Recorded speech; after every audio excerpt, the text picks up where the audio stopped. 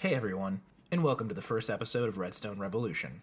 With the crafter being added to Minecraft, allowing you to craft items automatically, having a base that'll create every recipe in the game for me would be amazing.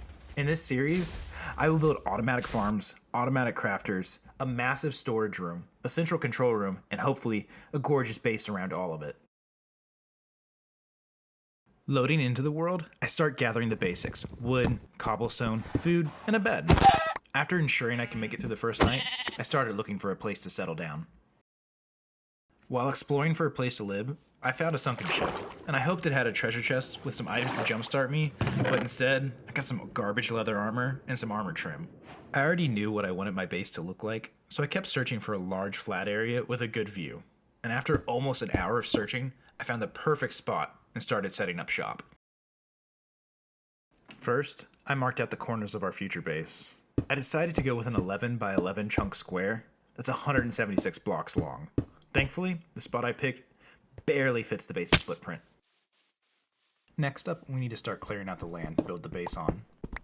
I dug down to bedrock and started mining for diamonds so we could get some half-decent tools before I began to terraform the site for our future base.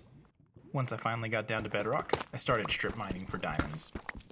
I should have done this with more iron to make more iron pickaxes. And can I just say, mining deep slate with stone pickaxes is so slow. Also, am I crazy? I swear gold pickaxes can mine all the ores that an iron pickaxe could. Thankfully, I figured this out with a redstone ore and not diamond ore. After finding some diamonds, I crafted up some tools and started clearing the land for our base. The area I picked is mostly flat, so it wasn't too much work. However, with unenchanted tools, it still took a while. I also had my first death of the series, when a creeper snuck up on me while I was clearing out some dirt.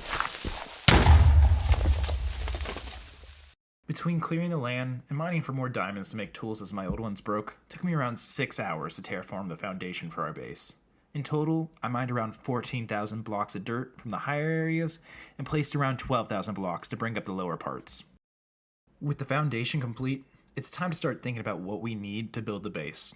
The first section I want to construct needs a lot of cobblestone and andesite.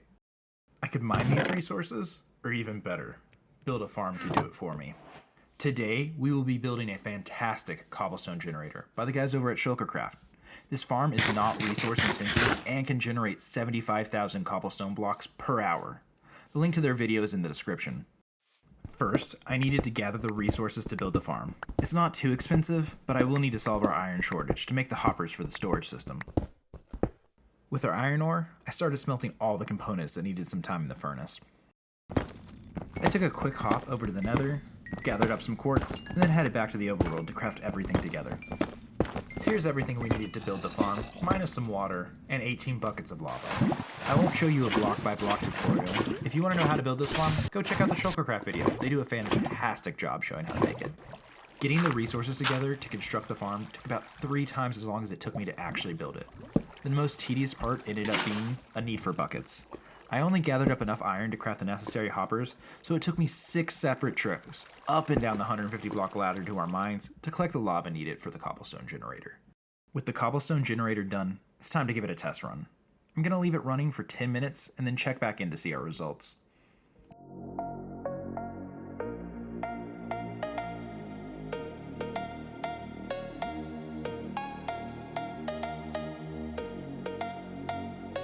In the last 10 minutes, we've created over 10,000 blocks of cobblestone. I did notice one issue though when I went to turn the farm off.